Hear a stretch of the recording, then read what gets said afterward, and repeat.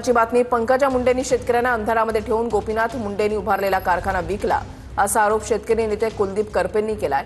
कोणतीही कायदेशीर प्रक्रिया न राबवता पंकजा मुंडेंनी कारखाना विकला असंही करपेंनी म्हटलंय।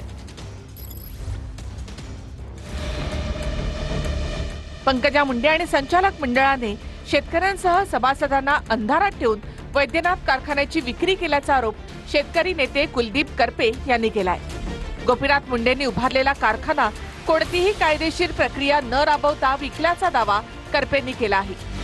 शेतकऱ्यांचे, कामगारांचे आणि बँकांचे थकीत पैसे दिवाळीपर्यंत द्यावेत, अन्यथा हायकोर्टात याचिका दाखल करणार असा इशाराही कुलदीप करपे यांनी दिलाय।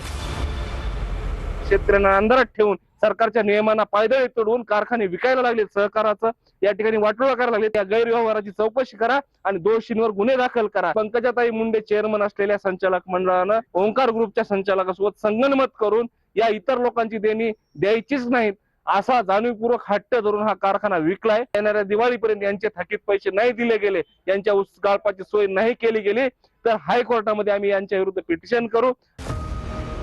क्रांतिकारी शेतकरी संघटनेनं आणखी कोणत्या मागण्या केल्या आहेत तेही पहा।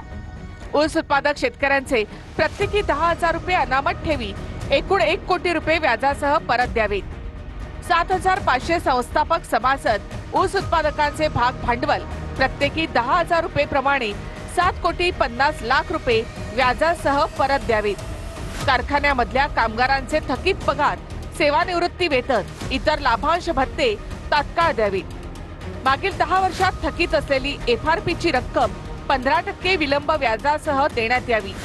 यावर्षी वैद्यनाथ कारखाना कार्यक्षेत्रातील ऊस गाळप कुठे करायचे या प्रश्नाचं उत्तर देखील द्यावं।